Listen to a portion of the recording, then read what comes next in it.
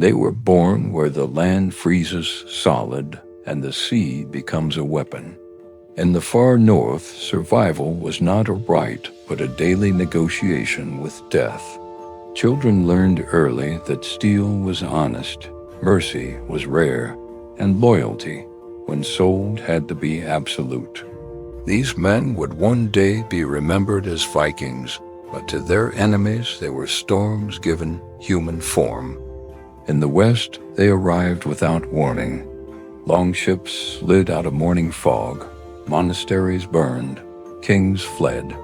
The Christian world recorded them as monsters, heathens, and demons men who laughed as they killed and vanished as suddenly as they came. Yet this image tells only half the story, because while some Vikings sailed west toward England and Francia, others turned their prows eastward into the rivers of Eastern Europe, into lands older than memory, and toward something far greater than plunder. They were following rumors of a city so wealthy it did not need to raid, a city whose walls had never been breached, a city where gold was not counted, it was weighed, a city the Norse called Miklagard, the Great City. The journey east was longer and deadlier than any raid across the North Sea. Viking crews dragged their ships over frozen portages, fought river pirates, and negotiated with Slavic tribes who could turn hostile without warning. Many never reached their destination. Those who did were already hardened beyond recognition. When Constantinople finally rose on the horizon, it shattered every expectation. This was not a city, it was an empire made of stone. Triple walls stretched farther than the eye could see. Towers bristled with siege engines. The sea itself burned with Greek fire. To men raised in timber halls, Byzantium felt unnatural, almost divine. Inside, the shock was worse. Marble streets replaced mud. Silk replaced wool. Churches glowed with gold mosaics that caught candlelight, like fire trapped in stone. The emperor did not ride among warriors, he sat above them, robed like a god, untouched, unapproachable. The Vikings had seen kings. They had never seen this, and neither had the empire ever seen them. By the late 10th century, the Byzantine Empire was decaying from within. Its armies were still large, but loyalty was brittle. Generals plotted. Court officials poisoned rivals. Emperors were crowned one year and blinded the next. When Basil II ascended the throne, he inherited not a stable empire, but a knife fight in silk robes. He understood a brutal truth. Byzantine soldiers were entangled in politics. Every commander had allies, enemies, ambitions. If Basil wanted to survive, he needed men who had no reason to betray him, men with no stake in Roman titles, no ties to noble families, and no sympathy for palace conspiracies. So he looked north. In 988 AD, Basil struck one of the most consequential bargains of the Middle Ages. Prince Vladimir of Kiev, ruler of the Rus, sought legitimacy and alliance.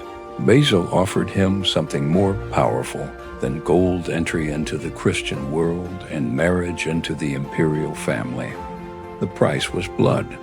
Vladimir sent 6,000 Norse warriors, Southmen, already infamous for their size, ferocity, and indifference to death. They arrived armed with massive axes, wearing mail scarred by years of war, speaking languages few in Constantinople understood. They were pagans, they were outsiders, and Basil immediately placed them inside the palace. The Byzantine court watched in horror as these giants took positions beside the throne. But Basil had made his choice. These men did not know Roman politics. They did not care who whispered against whom. They understood only one thing: Power in Byzantium did not pass cleanly from father to son. It was seized, stolen, negotiated, or torn away in darkness. Emperors ruled at the pleasure of the army, the church, and the mob, and often survived only until the next conspiracy ripened. In this world of silk-draped treachery, the Varangian Guard became something the empire had never possessed before, a force that could be trusted precisely because it did not belong. The Varangians did not swear loyalty to the office of emperor. They swore loyalty to the man who paid them. This distinction terrified the Byzantine elite. Senators and generals understood that influence could be bought, but the Varangians were immune to flattery, ideology, and courtly persuasion. Gold was the only language they respected, and once paid, they did not negotiate. They stood in full armor during ceremonies, axes grounded, eyes forward, unmoving as statues carved from iron. When crowds gathered in the hippodrome and chants turned dangerous, it was the Varangians who were positioned nearest the imperial box. Their presence alone could still a riot. Everyone knew what those axes were capable of, and when emperors fell, as they inevitably did, it was the Varangians who decided how.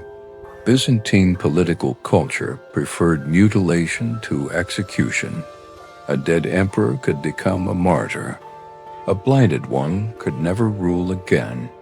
This cruel logic defined imperial justice, and the Varangian Guard became its most efficient instrument. When a coup succeeded, the order was given quietly. The Varangians entered the imperial chambers at night, not shouting, not rushing, but moving with terrifying calm. Chroniclers describe emperors dragged from their beds, pleading not with senators or generals, but with the axemen who had guarded them hours earlier. There was no hatred in the Varangians' work, only procedure. Blinding was done with brutal precision. Heated metal, knives, sometimes thumbs pressed into the eyes until the sockets collapsed. It was not personal. It was final. Once finished, the Varangians returned to their posts. The empire would wake to a new ruler. Gold, privilege, and the wine bags. For their loyalty, the Varangians were rewarded beyond imagination. Their pay dwarfed that of native Byzantine soldiers. They received bonuses after victories, gifts during coronations, and most importantly, the right of plunder. When an emperor died, the Varangians were traditionally allowed to enter the imperial treasury and take as much gold as they could physically carry. This ritual, known as polytasverf in Norse tradition, turned the death of an emperor into a payday. To the Guard, it was not sacrilege. It was compensation. They lived inside the palace complex, housed better than most nobles, exempt from many laws and free to trade tax-free throughout the city. Wine flowed freely. Silk, spices, and foreign goods passed through their hands. Byzantine writers sneered at them as drunken barbarians, calling them the emperor's wine bags, but none dared insult them to their faces, because these men were not decorative guards. They were deployed to war.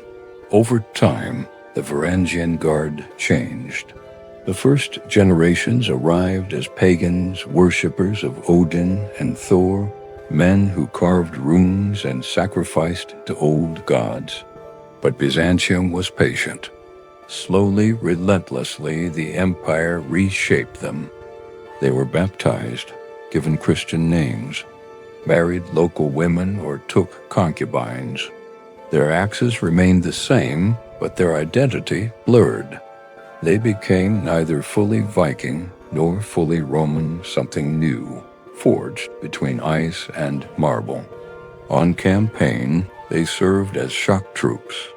When Byzantine lines wavered, the Varangians were sent forward. They advanced on foot, shields locked, axes raised, cutting through enemy formations with unstoppable momentum.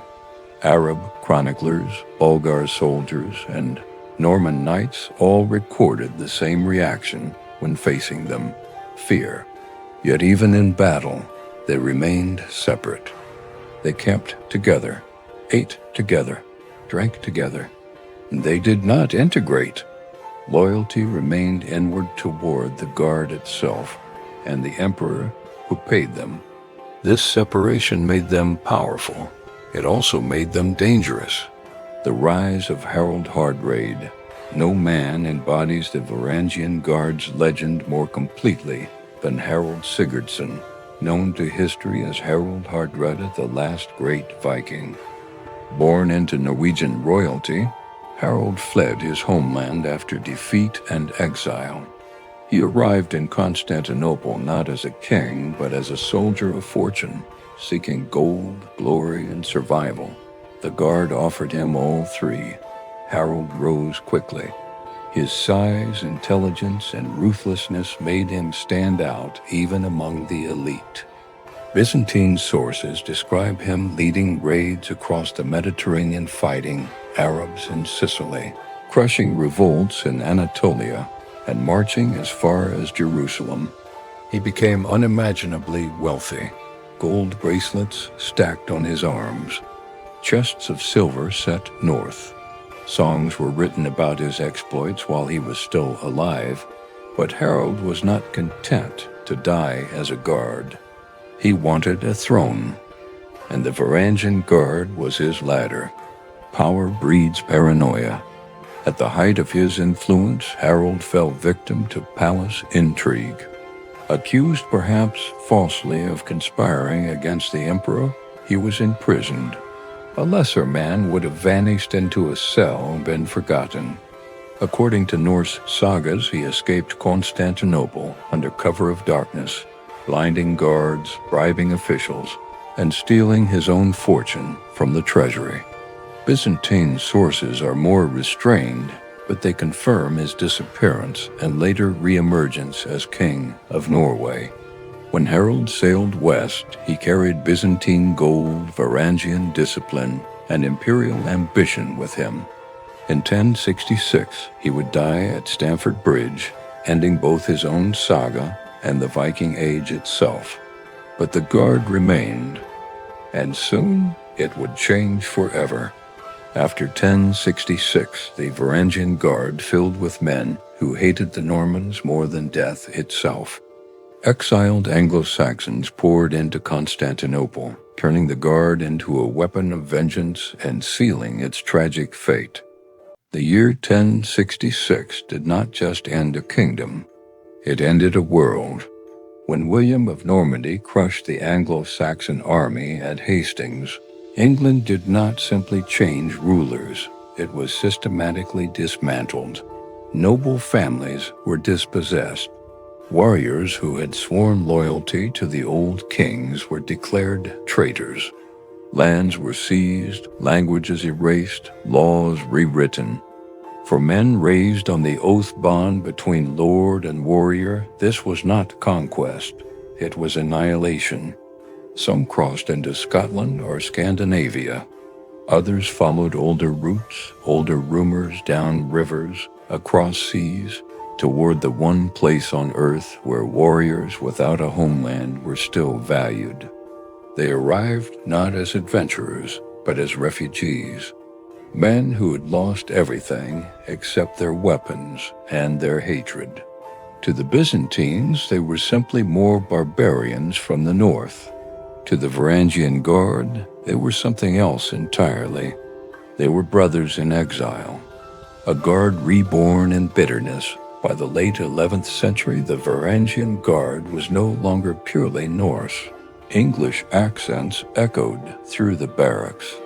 Old Saxon war cries mixed with Scandinavian chants. The axe remained, but the men who carried it now bore a different fire. These Anglo-Saxons did not come for gold alone. They came for revenge. Norman knights, descendants of Vikings who had settled in France, were now spreading across Europe. And in the Eastern Roman Empire, they were increasingly hired as mercenaries. To the English Varangians, this was unbearable irony. The sons of their conquerors now served the same emperors they did. The guard became a pressure vessel. Axes were sharpened with more care. Training grew harsher. Discipline remained absolute, but the mood darkened. Byzantine chroniclers noted the change.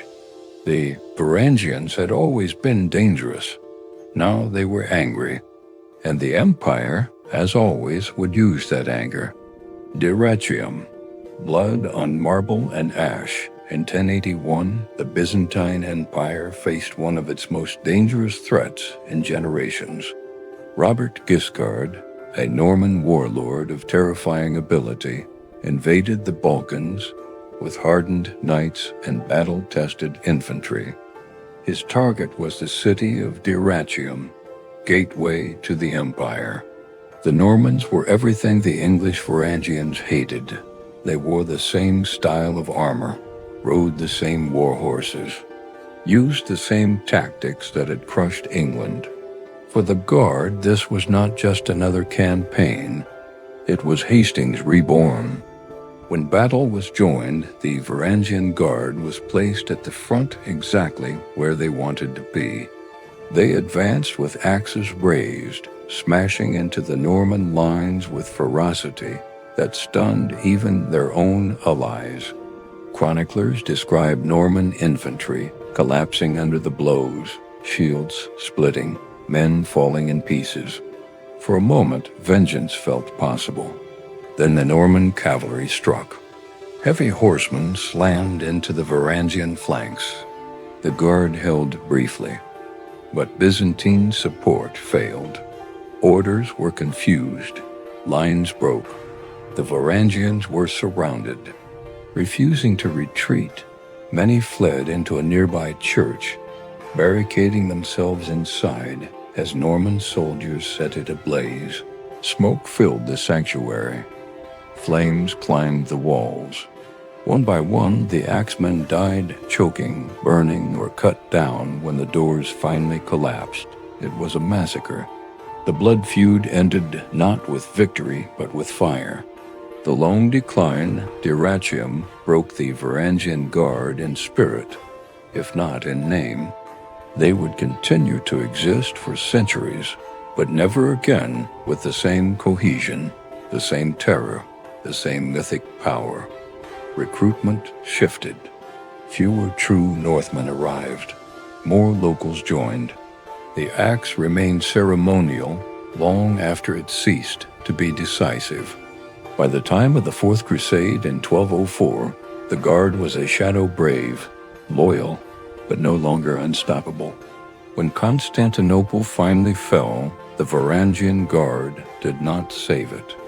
But they did not betray it either. They died where they stood. Epilogue runes in stone today, their voices are gone. Their bones are dust. Their gold is scattered across forgotten hordes. But their presence remains. Carved into the marble of the Hagia Sophia are faint runes, names, boasts, marks left by men who stood watch over emperors and saints alike. Vikings who guarded Rome's last empire. Pagans turned Christians. Exiles turned kingmakers. Executioners who lived by an oath and died by the axe. The Varangian Guard was not a contradiction. It was a truth. That loyalty can be bought, that power always needs violence, and that even the greatest empires must sometimes trust their survival to outsiders who have nothing left to lose. To the outside world, the Varangian Guard appeared as living statues, silent giants, standing beside the throne, axes gleaming beneath the mosaics of Christ and the Virgin. Foreign ambassadors saw only their armor, their height, their cold northern eyes. But behind the ceremonial stillness existed another life, hidden within the innermost ring of the imperial palace, a world of routine, temptation, discipline, and controlled excess. that the Byzantines themselves called the Golden Cage. The great palace of Constantinople was not a single building, but a labyrinth halls layered upon halls, courtyards filled with fountains, corridors that twisted like veins beneath domes of colored glass. The Varangians lived at its heart. Their barracks were closer to the emperor than those of any Roman unit. They slept where conspiracies were born and died where eunuchs whispered plans that could change the fate of continents. To guard the emperor was to live inside a machine of power that never slept. Each day began before sunrise. Bells from the palace chapels rolled through the courtyards, and the guard assembled in silence, mail shirts cold against the skin. Inspections were ruthless. Axes were weighed in the hand, edges tested, leather grips replaced at the first sign of weakness. A Varangian was expected to appear immovable, but he was maintained like a weapon that might be needed at any second. Their duties were divided with mechanical precision. Some stood at the Chrysotriclinos, the golden reception hall where the emperor received foreign envoys. Others guarded the sacred relics, the treasury, the private corridors that led to the imperial bedchamber. A single mistake, a door left unbarred, a stranger allowed too close, could mean death, not only for the offender, but for his entire watch. Yet between these moments of rigid discipline stretched long hours of strange luxury. Men between two worlds. The Byzantines believed in taming barbarians with comfort. The guard ate better than many senators. Wheat bread, salted fish from the Bosporus, olives, figs, and the strong, sweet wine that earned them their mocking nickname. They were paid in solid gold numismata, coins stamped with the face of emperors they might one day be ordered to depose. Markets inside Constantinople catered specifically to them. Armorers crafted axes in northern styles. Merchants imported furs from Rus lands. Women learned fragments of Norse and Old English to attract these wealthy foreigners who spent recklessly and fought without fear. But indulgence had limits. A drunken Varangian who drew his weapon in the city could be flogged in public despite his status. The empire needed them loyal, not wild. Priests were assigned to their barracks to hasten Christian devotion. Some resisted, clinging to Thor's hammer hidden beneath their tunics. Others embraced the new faith with the zeal of converts, praying beneath the same domes their ancestors would have tried to burn.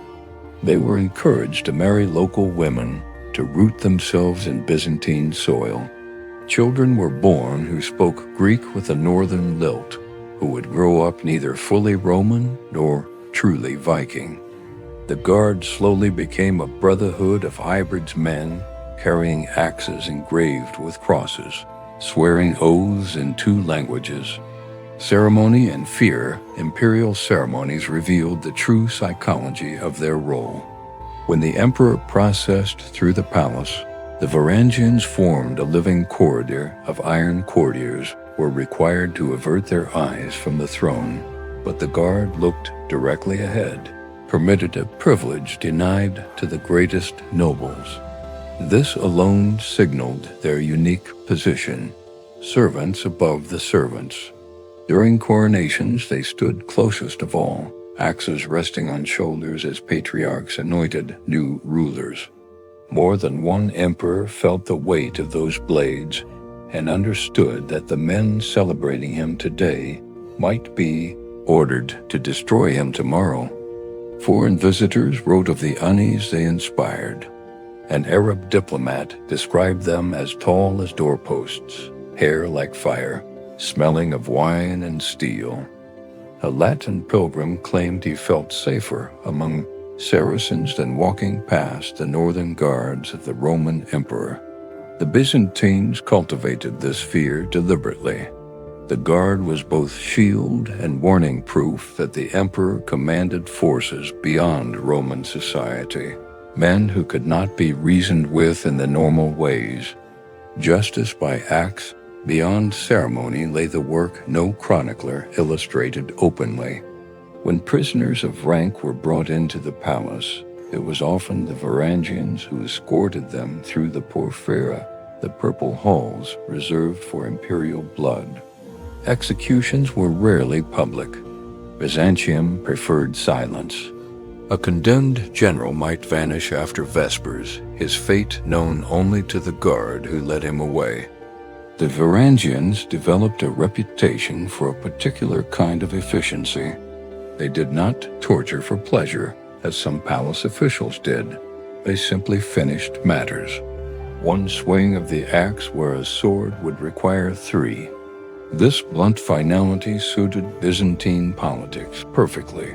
Decisive, deniable, quick. Yet even they could be shaken. Sagas speak of guardsmen ordered to blind a ruler they had loved, of hands trembling for the first time in battle-hardened lives. The oath demanded obedience, but conscience sometimes followed them back to the barracks where wine could not fully drown memory. Brotherhood of the outsiders among themselves, the guard maintained traditions older than the empire they served. They told stories of Odin and Saint Olaf in the same breath. They carved runes on spear shafts and secretly on palace stone. They elected informal leaders called Drenger, respected not for birth but for courage. Disputes were settled internally. A Varangian who wronged another did not appeal to Byzantine judges. He faced his brothers. This autonomy made them almost a state within the state bound to the emperor, yet ruled by their own harsh code. At night, from the terraces overlooking the Sea of Marmara, they could see ships arriving from the north, the same route many had taken years before. New recruits would disembark staring at the city exactly as they once had. Overwhelmed, greedy, frightened, hopeful. The cycle continued. The price of the cage, but a cage of gold is still a cage. The guard lived closer to power than any army in Europe, yet they could never possess it. They were trusted because they were foreigners. They were powerful because they were excluded. The moment a Varangian became too Byzantine, he lost the very quality that made him valuable. Many ended their days wealthy but rootless, returning to homelands that felt smaller than memory. Others died in distant campaigns and were buried under Greek prayers they barely understood. A few, like Harald Hardrada, escaped the cage and used what they had learned to chase thrones of their own. Most simply remained watching emperors rise and fall like tides, gripping axes that outlived the Har. For more than 2 centuries, the Varangian Guard had embodied an impossible promise that a single brotherhood of outsiders could hold together an empire built on intrigue. They had watched emperors crowned beneath golden domes, had dragged others screaming into darkness, and had marched from the deserts of Syria to the mountains of Sicily. The city of Constantinople had begun to feel eternal, and so had they. But empires do not fall suddenly. They rot first. By the end of the 12th century, Byzantium was no longer the confident colossus that had once tamed the Vikings. Provinces were slipping away. Trade was controlled by Italians. The treasury that had once overflowed with Arab gold and Bulgarian tribute now struggled to pay its own soldiers. The guard still stood at the palace gates, but their numbers were thinner, their ranks filled increasingly with locals and adventurers rather than true northerners. The axe remained. The world around it had changed. Crusaders at the walls. In 1204, the unthinkable happened.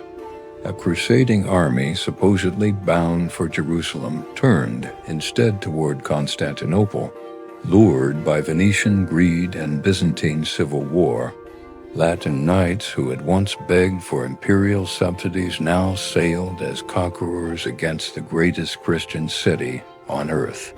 For the Varangian Guard, this was a nightmare without precedent. They had fought Muslims, Bulgars, Normans, and Turks, but these new enemies wore the cross, spoke prayers to the same God, and claimed to be liberators rather than invaders. The ideological ground beneath the Guard shifted. Who were they now defending, Rome or something older and stranger? When the first assault came, the Varangians were placed exactly where tradition demanded, at the most vulnerable gates and along the sea walls facing the Venetian fleet. Chroniclers describe them standing shoulder to shoulder as towers burned and Latin trumpets screamed across the water.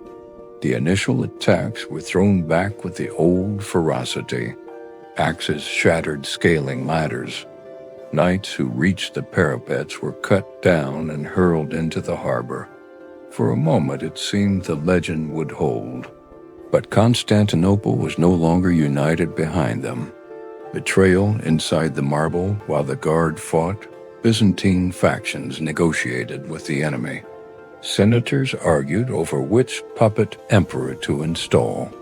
Gold that should have paid soldiers vanished into private hands. The very disease the Varangians had been created to resist Roman treachery returned with a vengeance. On the night of April 12, 1204, a section of the walls was opened from within. Latin troops poured through streets the Guard had patrolled for generations. Fires spread from church to church. The city that had never fallen to Persians, Arabs, or Bulgars was collapsing because its own people no longer believed in it. The Varangians gathered around the imperial palace for a final defense. They fought not for politics now, but for memory, for the oath sworn by men long dead, for the idea of Miklagard that had drawn their ancestors across half the world. Greek witnesses wrote of northern warriors singing as they charged Latin formations, axes rising and falling in rhythms older than Christendom. Venetian accounts speak with grudging respect of giants who would not yield even when surrounded by flames. One by one the halls were lost. The last watch, the final stand of the Varangian Guard, was not on a battlefield, but inside the sacred core of the empire. As crusaders looted relics and stripped mosaics from the Hagia Sophia, pockets of guardsmen continued to resist in courtyards and corridors they had guarded all their lives. Some were cut down on the steps of the palace. Others died defending the treasury they had once been allowed to plunder by right. A few accepted bribes and disappeared into the chaos human after all. By dawn, the imperial banners were torn from the walls. A Latin emperor would soon sit on the throne the Varangians had protected for generations. The Guard, as a meaningful force, ceased to exist in that moment. Survivors drifted into mercenary companies, monasteries, or anonymous lives within the conquered city. The axe had finally failed after the fall, yet even in defeat their reputation endured. Western knights carried home stories of the fear they had felt facing those northern bodyguards. Scandinavian sagas written decades later still spoke of service in Miklagard as the highest achievement a warrior could reach. English families preserved legends of ancestors who had chosen exile in the East rather than submission to Norman rule. And in Istanbul today, scratched into the marble balustrade of the Hagia Sophia, a single line of runes remains. Palfton carved these letters, only a name left by one of the men who once stood between an empire and oblivion.